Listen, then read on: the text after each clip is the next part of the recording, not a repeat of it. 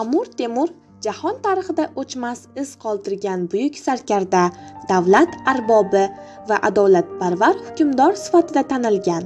U 1336-yilda tug'ilib, qisqa vaqt ichida o'zining aql-zakovati, jasorati va qat'iyati bilan yuksak mavqega erishdi. Temur o'z oldida markazlashgan kuchli davlat barpo etdi. Bu yo'lda katta harbiy yurishlar olib bordi va ulkan hududlarni o'z saltanati tarkibiga qo'shdi. Amir Temurning harbiy mahorati nihoyatda yuqori bo'lgan. U janglarni puxta reja asosida olib borgan, dushman ustidan g'alaba qozonishga strategiya va intizomga tayanib ish tutgan. Uning qo'shinlari tarkibli va kuchli bo'lib, bu esa g'alabalarni ta'minlagan asosiy omillardan biri edi. Shu sababli u tarixda eng buyuk sarkardalardan biri sifatida e'tirof etiladi. Biroq Amir Temur faqatgina zabt etuvchi hukmdor emas, u adolatni davlat boshqaruvi asosida tamoyili deb bilgan. Uning mashhur kuch adolatda degan g'oyasi jamiyat hayotida muhim o'rin tutgan.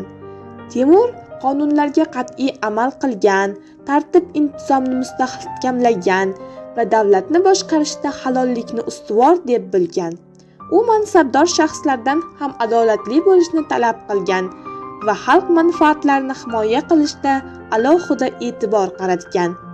U olimlar, shoirlar va me'morlarni qo'llab-quvvatlagan, ularning faoliyati uchun sharoit yaratgan. Samarqand shahri uning davrida yirik ilmiy va madaniy markazga aylangan. Bu yerda ko'plab masjid, madrasa va saroylar bunyod etilgan bo'lib, ular bugungi kunda ham tarixiy meros sifatida qadrlanadi. Shuningdek, Amir Temur savdo-sotiqni rivojlanishiga katta e'tibor qaratgan. Buyuk Ipak yo'li orqali turli mamlakatlar bilan iqtisodiy aloqalar kengaygan, bu esa davlatning iqtisodiy qudratini mustahkamlashga xizmat qilgan. Yo'llar xavfsizligi ta'minlanib, savdogarlar uchun qulay sharoit yaratilgan.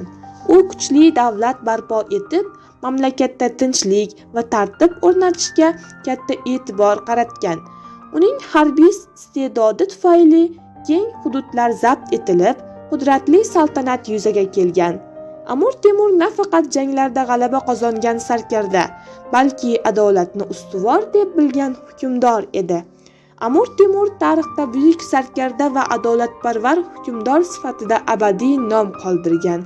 Uning hayoti va faoliyati bugungi avlod uchun ibrat manbai hisoblanadi.